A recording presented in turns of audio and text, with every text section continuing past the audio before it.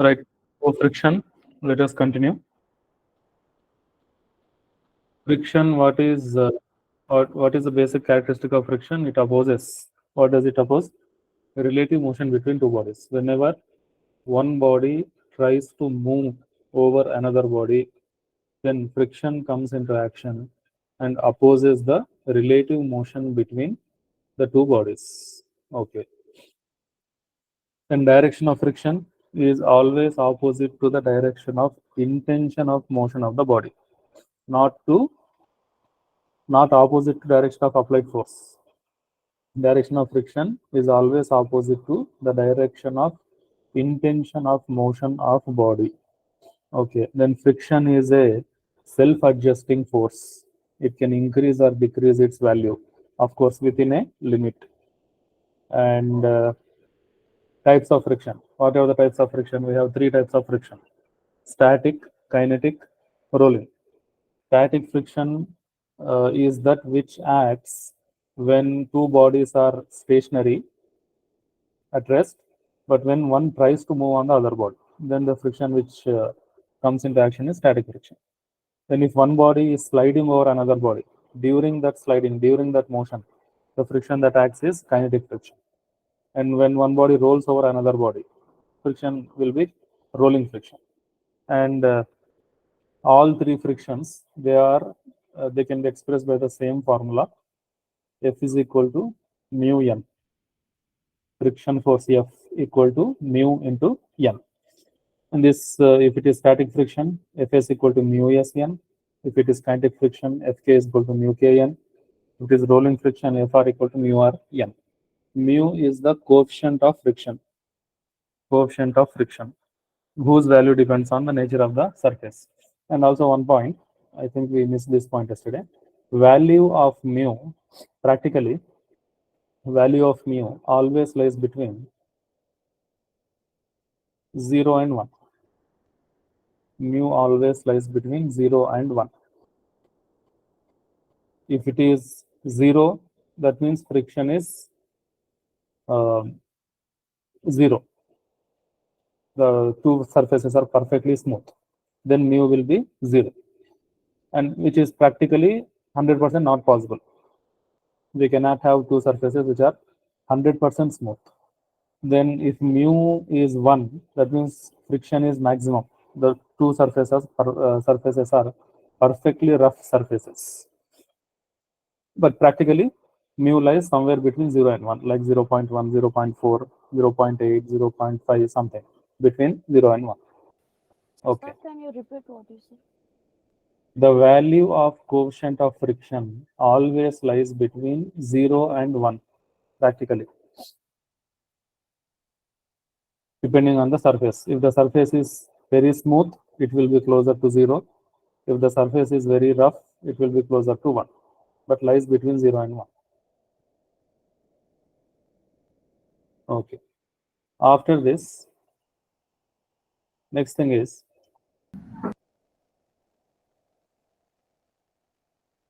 what is the cause of friction? We have understood what is friction, what it does, what are its types, but what is the actual cause of friction? From where does friction arise? The cause of friction can be understood in two ways. One, it is from the surface irregularities. Surface irregularities. What do we mean by surface irregularities? If you look at this,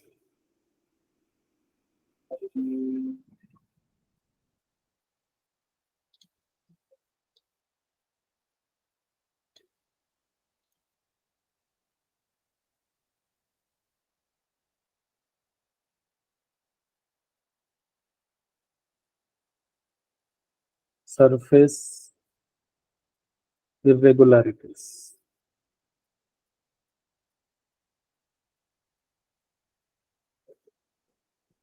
Okay. Now look here. These are two bodies, two blocks. Let us say this is a surface and this is a block which is placed on this surface. Now, if you look at let us say this is your table, your study table, and this is your book placed on the table. Okay.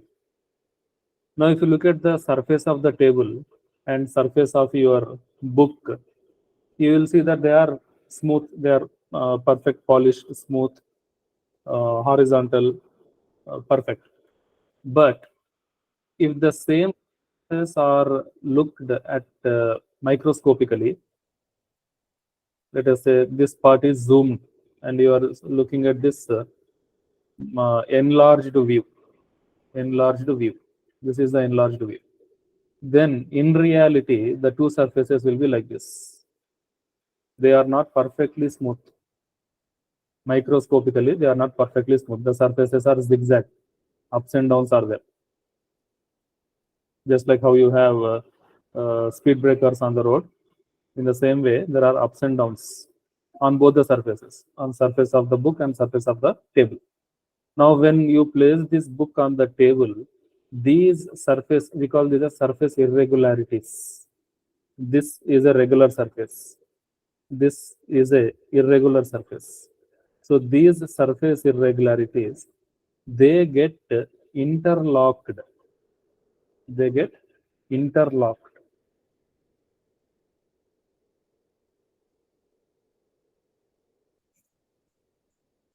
And when you try to push your book, suppose you give a push to your book, it starts to slide. Or even before that, you are trying to push this book on the table. And if you apply a very small force, such that the book does not move, that force will be balanced by the friction. From where is that friction coming? It is coming from the surface irregularities. So you should apply effort in order to overcome this interlocking of the surface irregularities. Only when you overcome this interlocking, then your book or your body starts to slide on the surface. So the friction which acts during this is static friction. Okay. Then let us say you give a push to the book, it starts to slide over the table. It slides for a certain distance and stops. Okay. During its sliding, these irregularities, interlocking of these irregularities, it will be opposing the motion. That's why friction comes into action. And due to that friction, the book stops finally. Okay. And when in case of rolling, the effect of these interlockings will be there, but considerably less than compared to sliding motion. That's why rolling friction is very small when compared to sliding friction or static friction. So this is one major cause of friction, one major source of friction. What? Surface irregularities, interlocking of surface irregularities is the major cause. Then another cause for friction is electromagnetic attraction.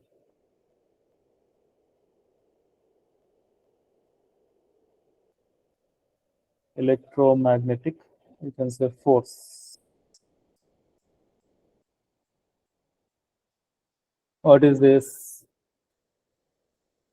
Imagine this is one surface and this is a body on the surface. If you try to move this body on this surface, the atoms or molecules at the surface of the body, and atoms are molecules which are present at the surface of the this table or surface of the surface. Okay, these two will be very close to each other. So because of their proximity, because of their closeness, electromagnetic force of attraction will be present between them. This force will be trying to pull this, or it is like this force is trying to bind these two objects together. And when you try to push this thing, you should overcome this binding force. Okay, it's like say sticking glue. If you place a body on a surface and stick it with glue, then you need to apply more effort to move it. Similarly, due to electromagnetic force between the atoms or molecules which are at the surfaces, the bodies will be sticking to each other, not practically. A kind of attractive interaction will be there between the molecules of the surfaces. So this attractive interaction is also responsible for friction.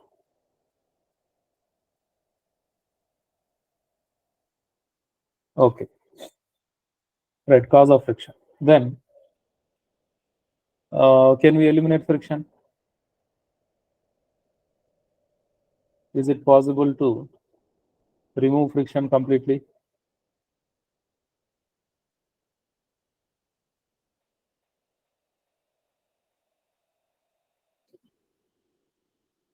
We cannot make friction absolutely zero, but we can reduce it.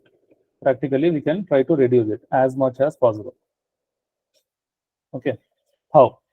We have some 3 4 different methods which we follow. We follow these methods in our day-to-day daily lives also.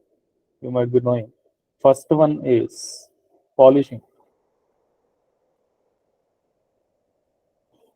right? Because the basic cause of friction is surface irregularities. If you reduce these irregularities, friction will be reduced.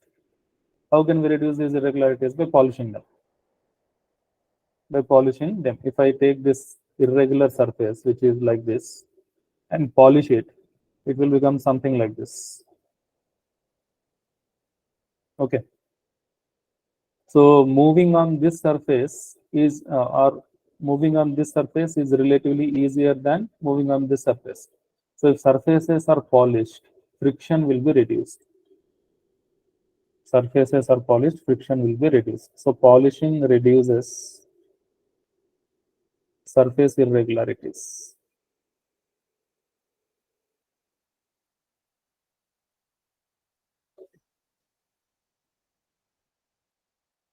Thereby reduces friction. Okay, but one thing here, if surfaces are polished beyond a particular level, then friction increases instead of decreasing. If surfaces are polished beyond a particular level, friction increases instead of decreasing. How? Why does this happen? For example, if you take glass plates, two glass plates, and place them over each other and try to move the upper one, it will be difficult for you to move it. Or you can try to do the same thing with two granite slabs. Granite stone, it will be highly polished. Okay. So if you place two granite slabs over each other and try to move the upper slab, it will be difficult. Why is it difficult? It should be relatively easier, no? Because they are perfectly highly polished. Polishing reduces irregularities. Irregularities reduce means friction is reduced. Friction reduced means the motion should be easier. But it does not happen in these cases, in case of highly polished bodies. Reason is, if bodies are polished to a very high extent, then what happens is the number of molecules which are exposed increases.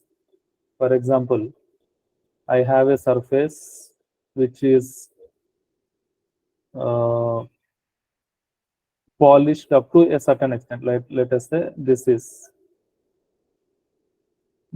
one surface of one body, and I am placing this on another surface which is also relatively less polished,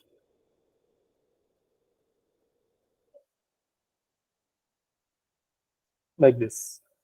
And another situation, I have to perfectly polish the surfaces. They are polished to maximum possible extent, like this. Now, if you observe in these two cases, surface irregularities are reduced. Okay. But the second contribution, what is it? This electromagnetic force of attraction between the molecules on the surfaces. What happens to it? Here, let us say here one molecule, here one molecule, here one molecule. Three molecules, one, two, three. The molecules are very close to each other at 3 points. In example A. In example B, how many molecules are in close contact with each other? All the molecules. 1, 2, 3, 4, 5, 6, 7, 8, 9, 10, 100. All the molecules on surface are very close to the molecules of the other surface. Then, will the electromagnetic force of attraction be more in A or more in B? It will be more in B. So if electromagnetic force is more, friction will be more. This is the reason why highly polished surfaces offer greater friction than normally polished surfaces. More number of atoms or molecules will be exposed to each other, thereby increasing electromagnetic force of attraction, thereby increasing friction. Okay. And if you do this, if materials, if surfaces are polished, highly polished, then for such surfaces, mu, friction, coefficient of friction can go beyond 1. If surfaces are highly polished, coefficient of friction can go beyond 1. It can be greater than 1. This is one method of reducing friction. What? By polishing. Okay. Any other method?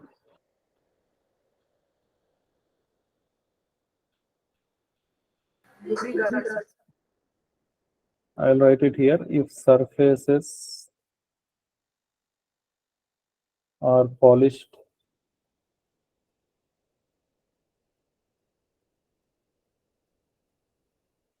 beyond a limit,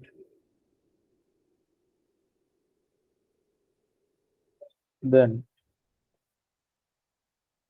friction increases. Okay. Next. Second method is, Lubricant. what is it? Sir, lubricants. Using lubricants, right? Using lubricants.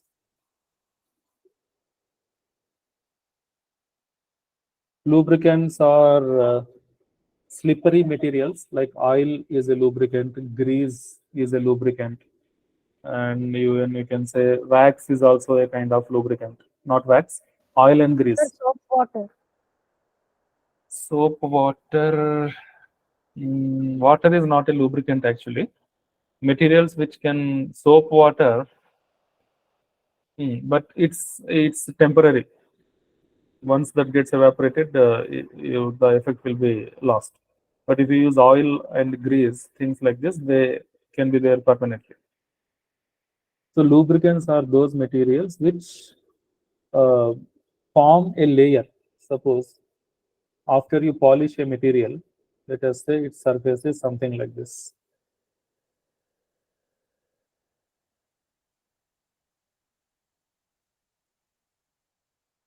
Its surface is like this. Now, if I apply some lubricant to the surfaces like grease, or if I put some oil, then this thing goes and forms a layer between these two surfaces, and the two surfaces can slide over this layer of lubricant, which makes motion relatively easier. So lubricants reduce friction in this way. You might have seen this,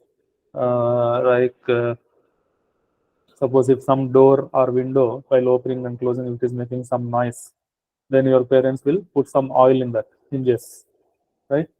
So this oil goes and sits like a layer sheet between the two layers, the two surfaces of the hinges, and it reduces the friction, making motion easier. And all lubricants are used in automobiles, in engine oils, in the form of engine oils. Engine, you might have seen the advertisement. This a typical engine will be like this automobile engine, a cylinder piston arrangement. So this piston will be moving up and down. While it is moving up and down, due to the contact with the walls of the piston, there will be friction. To reduce this friction, lubricant is used, which goes and forms like a layer between the piston and the cylinder, which makes the motion of the piston easier. So lubricants, they form a layer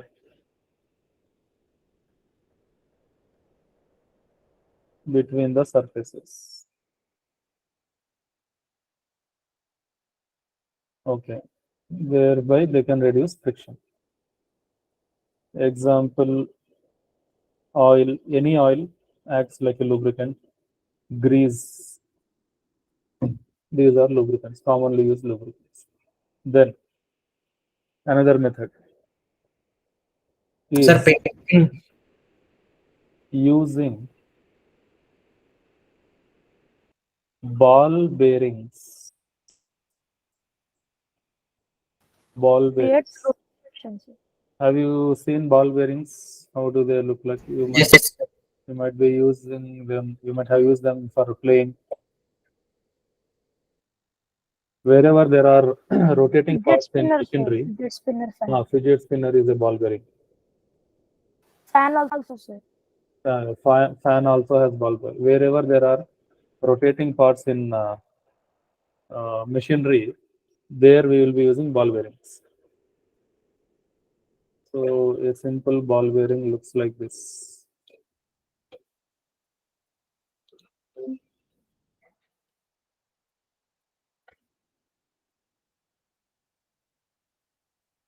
Between two rings, we will be placing steel balls, steel spheres.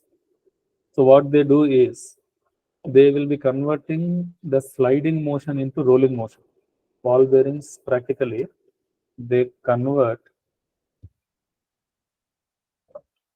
sliding motion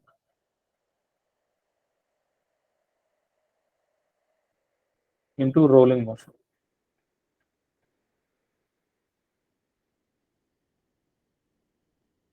In all wheels of automobiles, vehicles, we have these ball bearings. So rolling friction is very less when compared to sliding friction. Ball bearings reduce the magnitude of friction. Sir, Hmm. sir, how did you convert, sir? I also had this doubt before. Imagine I have there is a axle like this. Let us take a fan, ceiling fan. Ceiling fan. This is the body of the fan. Now this should rotate about this axis, or you call what you call this as say shaft. Imagine this is the pipe of the shaft, and to this I fit this motor, the central uh, body of the fan. If I don't put a ball bearing here, if I don't put a ball bearing here, what kind of motion will be between the shaft and the fan? They will be sliding over each other, rubbing against each other, right? Yes, sir, rubbing around circle. Rubbing over each other. If I put a ball bearing on the shaft and connect this, or if I connect the outer body of the fan to this outer thing and insert the shaft here, what will happen? This is now converted into rolling motion because this can spin. Because this can spin, sliding motion will be converted into rolling motion, right? Sir, then why does it contain small silver balls in it, sir? These balls do that thing actually. If you don't use these balls, again it will be sliding motion. The outer ring will be sliding over the inner ring if you don't use the steel balls. Steel balls, they will be rotating inside. And as they rotate, this will be converted into rolling motion. Okay, sir. Thank you, sir.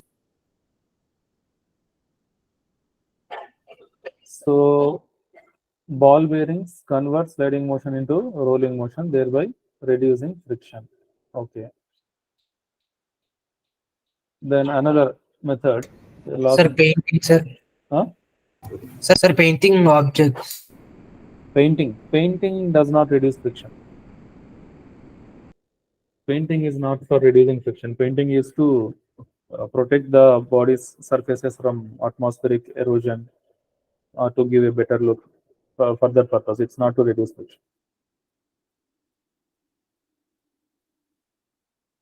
Fourth one is what is this? We call this as streamlining.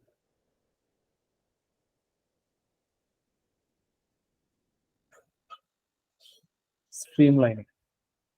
Streamlining is a method which we use to reduce friction due to fluids. Friction due to fluids, like friction which arises due to air, or friction which arises due to water or some liquid in which some body is moving. For example, you can take the difference between a ordinary car and a sports car, Formula racing car. You can see the difference. So it's used in boats and fly aeroplanes. Uh,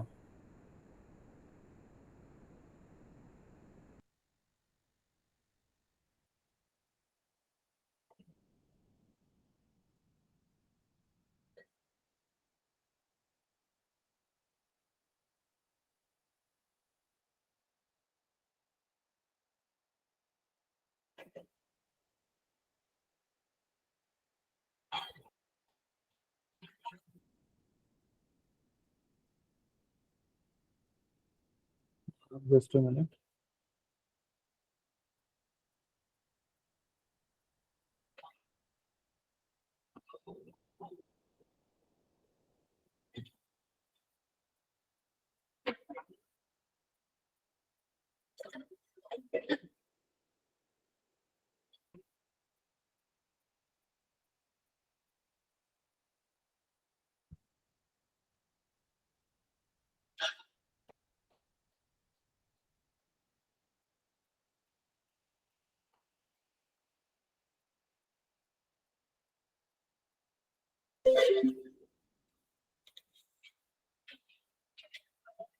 This is how a typical Formula One racing car looks like.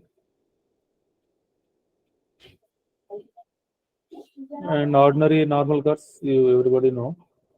Uh,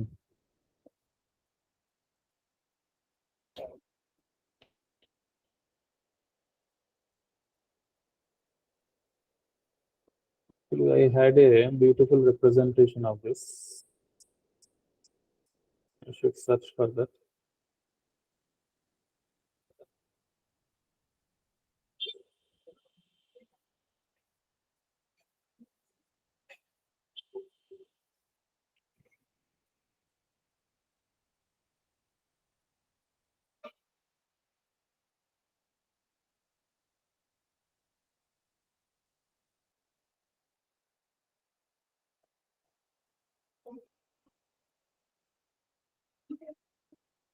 Or okay, we can take this.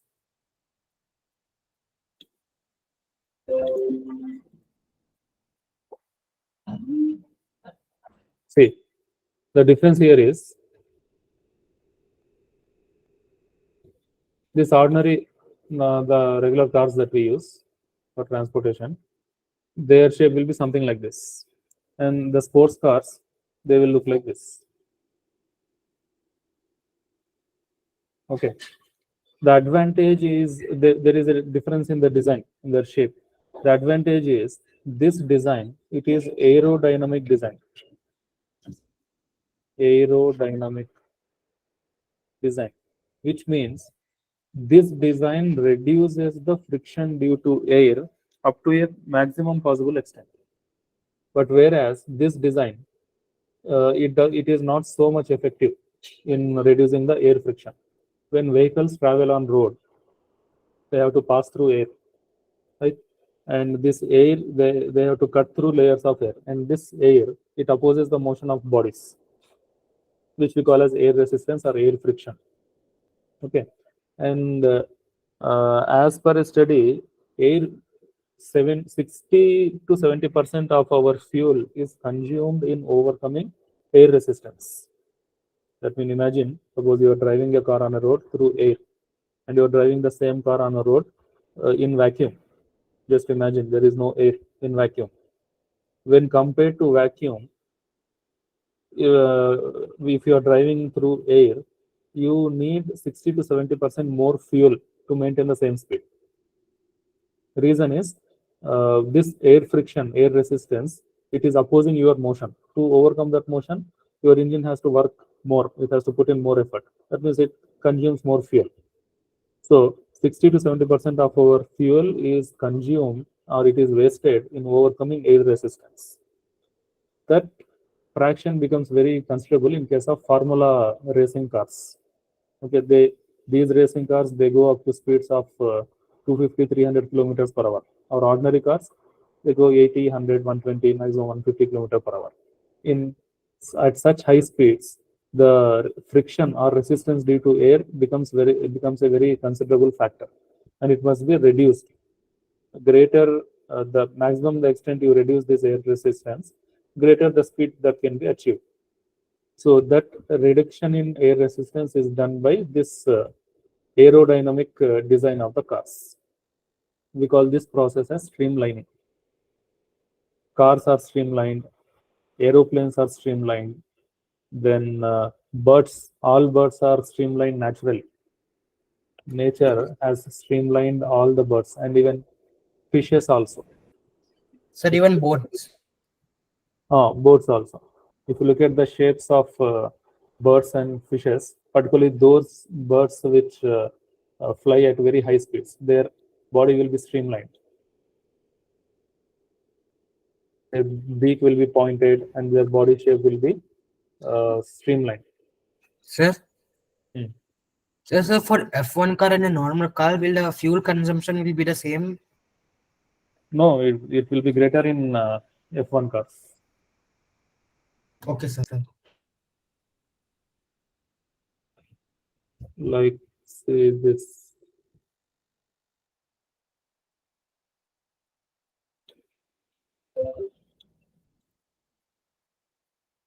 bird, it is streamlined. Actually, we have learned about streamlining by looking at the body structure of birds only.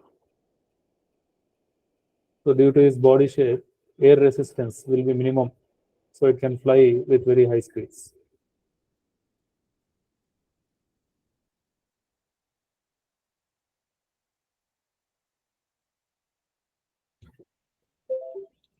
The design of this aircraft is copied from the body shape of that bird. And this is the recently developed aircraft which can go up to very high. It can travel at speeds more than the speed of sound. And the same thing is for fish also.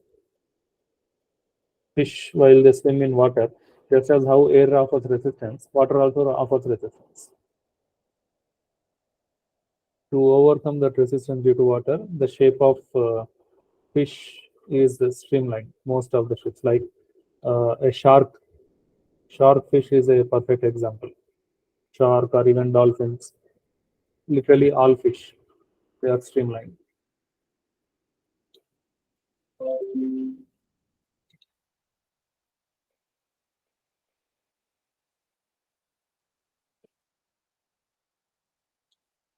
Right, which makes them easier to swim through water.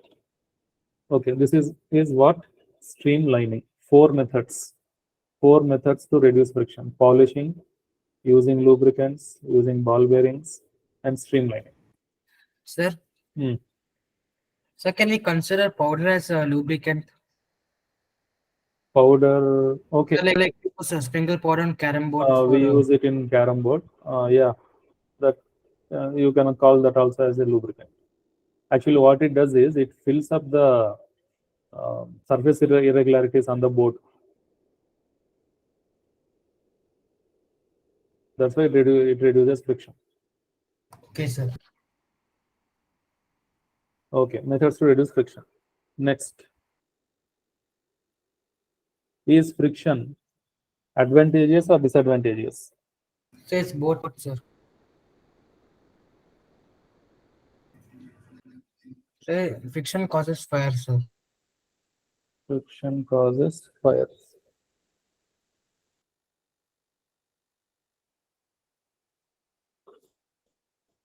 So we have both advantages and disadvantages with friction. What are the advantages? practically all the works, all the things that we are able to do in our daily life, they are possible only because of friction. You can walk only because of friction between your feet and ground. You try to walk on a slippery surface or try to walk on a surface on which some oil is spread. You cannot walk, you will fall down, you will slip. Okay. Vehicles can run on the roads only because of friction. People think that vehicles or automobiles run because of the force given by the engine, right? Do you also think that if this is a car, there is some engine inside this car somewhere here, and this engine does work, and due to the force applied by the engine on this car, the car moves. Is this right?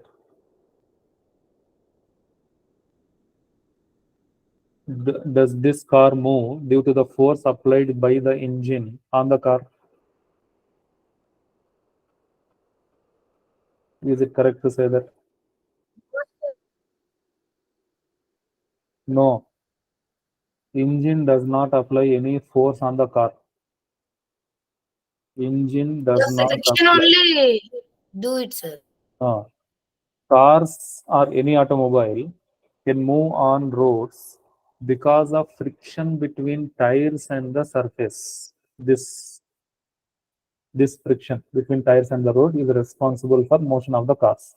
Imagine there is absolutely no friction.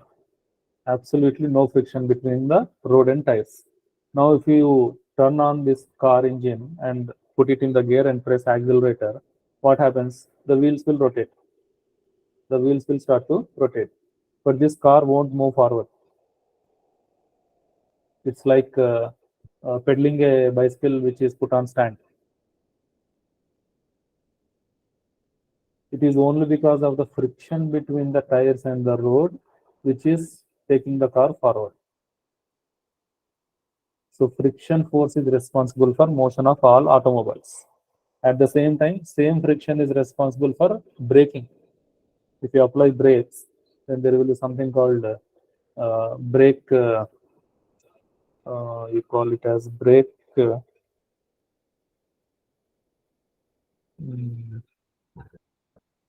forgot that name.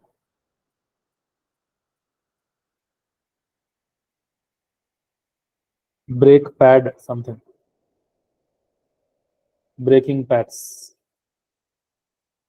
When you push the brake pedal, if you apply it for a bicycle through your hand, or if you push the brake pedal in a car with your feet, what ultimately happens is these brake pedals, they will be going and sticking to the wheels which are rotating. Due to the friction which comes into action, the wheel stops rotating. So motion of cars is possible due to friction. Braking is also possible due to friction. If there were no friction, you first of all your vehicles won't move, and even if they move, they won't stop without friction. Okay, so all motion that we are carrying on around with vehicles or automobiles, it is possible only because of friction. Walking and motion of automobiles, then braking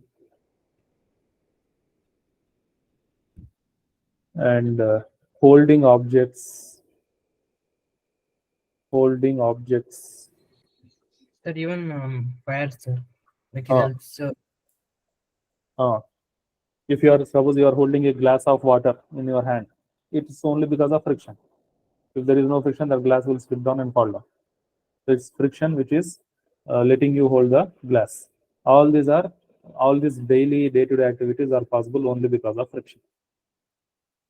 Okay. Then what are the disadvantages? So the soles of shoes wear out. Friction produces heat. Friction produces heat. If you rub your hands together, they'll get warm. You do that in winter. Okay. So when you rub your hands, friction will comes into action, and that friction produces heat. Wherever there is friction, not only between your palms, wherever there is friction between two bodies or two surfaces, there heat will be produced. And due to this heat, some of the energy is lost. Energy is lost. Okay. If energy is lost, power is lost. Power is lost, that is a loss for us in terms of, you can say, money. It is loss. Okay. So, so friction results in loss of energy. Friction results in loss of energy. And due to this heat, if the heat produced is very high, it might lead to fire accidents also. Then another disadvantage is friction results in wear and tear of objects. Friction results in wear and tear of objects. Sir, Wear and tear. friction reduces efficiencies. Friction reduces Efficiency. efficiency. Right. If energy is lost, output will be less than input, which means efficiency is reduced. And friction results in wear and tear of objects. Wear and tear of objects means, suppose if you use tires of your bicycle or motorcycle or car, after a few months or after a few years, they'll get worn out and the tire becomes relatively smoother. We call that as wear and tear of objects. And wherever there are moving parts in machinery, if they are in contact with each other, due to continuous friction, they will get worn out. So you need to continuously or regularly replace the worn out objects. We should replace our automobile tires frequently, once in 2 or 3 years, or you should replace the ball bearings depending on the usage of the objects, because of the wear and tear due to friction. These are the disadvantages. Okay. Now comparing advantages with disadvantages, we have far more advantages with friction than disadvantages. That's why we call friction as a necessary evil. Friction is a necessary evil. It is definitely required, but if it is there, it causes these disadvantages. Okay, so it's like you cannot have it and you cannot let it go. We call it as a necessary evil.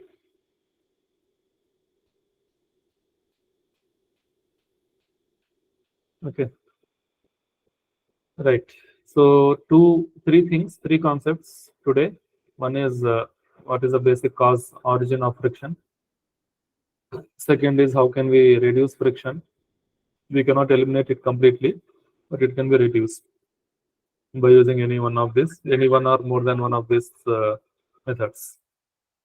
Then ultimately, advantages and disadvantages of friction. Okay. Types of friction, these three things, then basic nature of friction. With this idea, we can do some questions, we can do some problems related to friction. Like, for example, if I give you a simple question, this is a surface whose coefficient of friction is 0.2. So in any question, if you see this thing, the coefficient of friction is mentioned, you should understand that that question or that problem is related to friction. You should take friction into consideration. If this is not given or not mentioned in the question, then you should treat that surface as a smooth surface. Smooth surface means no friction, forget friction. In the question, if you see like a rough surface or coefficient of friction is given, then you should take friction into consideration. Okay, we have a surface whose coefficient is 0.2, and this is a body of mass 2 kg placed on that surface, and a external force. How much external force? Okay, I'll take this coefficient of friction 0.5. 0.5. Mass is 2 kg and applied force is 4 Newton. Applied force is 4 Newton. Then question is find acceleration of the body.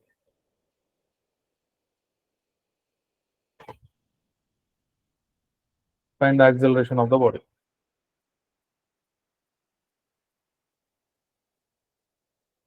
Okay, or I will give it like this. Applied force is capital F. Find acceleration of the body in 3 cases. Number 1, F is equal to 4 Newton. Number 2, F is equal to 8 Newton. Number 3, F is equal to 12 Newton. So this is homework for you. Find acceleration in 3 cases when applied force is 4 Newton, 8 Newton, and 12 Newton. Okay, right. We'll continue this and do some other problems related to friction in our next class.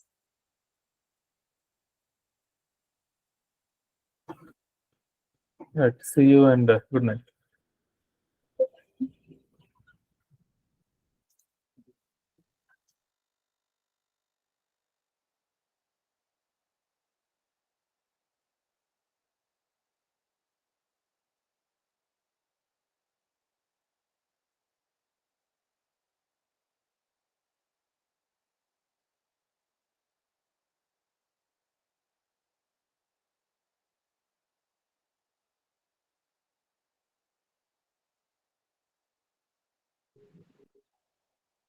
ఏంటి ఇక్కడ చూడు